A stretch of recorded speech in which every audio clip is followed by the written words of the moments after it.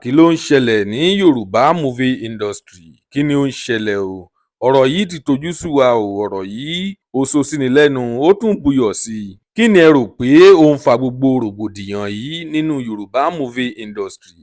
Àfi kí Ọlọ́run kó máa ṣọ́ gbogbo wa o. Ó wà nínú Bíbélì, ó tún wà nínú Kùránì wípé àwọn tí Ọlọ́run bá kó yọ nìkan ló yọ nínú ewu. Ó dàbíi pé ìkan lára àwọn òṣèré ó tún ń kan tiẹ̀ báyìí. Nítorí bẹ́ẹ̀ ni mo ṣe máa ń sọ wípé ká máa súnmọ́ Ọlọ́run pẹ́kípẹ́kí. Tó bá jẹ́ Kìrìsìtẹ́nì ni wá ni ká máa lọ sí ṣọ́ọ̀ṣì wa déédéé, tó bá sì jẹ́ Mùsùlùmí ni wá ká máa kírun wa lẹ́ẹ̀márùn-ún déédéé. Kí Ọlọ́run kó máa ṣọ́ gbogbo wa o. Ẹ máa bá mi ká lọ kẹ́ lè gbọ́ kókó inú ìwé ìròyìn náà. Tó bá jẹ́ ìgbà àkọ́kọ́ tí ẹ̀ ń wo fídíò wa nìyí, ẹ jọ̀wọ́ ẹ tẹ subscribe button láti máa rí púpọ̀ lára àwọn fídíò wa wò.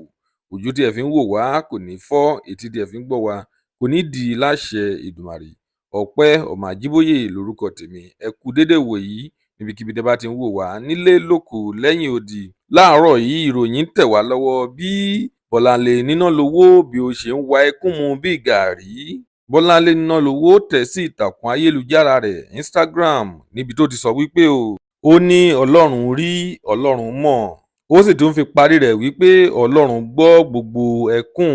Gbogbo ẹ̀yin olólùfẹ́ Bọ́láńlé Nínálowó ẹ gbìyànjú láti máa fi àdúrà ràn án lọ́wọ́, àti gbogbo àwa olólùfẹ́ Yorùbá movie industry ẹ jẹ́ ká gbìyànjú láti máa fi àdúrà ràn Bọ́láńlé Nínálowó lọ́wọ́. Lónìí a kò ní rí jù báyìí lọ. Ìròyìn ní ṣókí tí a mú wá fún yín rèé. Tó bá jẹ́ ìgbà àkọ́kọ́ tí ẹ ń wo fídíò wa nìyí, ẹ jọ̀wọ́ ẹ tẹ subscribe button láti máa rí púpọ̀ lára àwọn fídíò wa wò.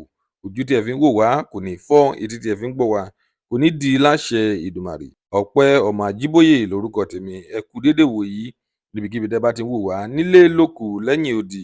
Ire lójú gbogbo wa máa rí o. Ó tún di ọjọ́ míì, ọjọ́ rí.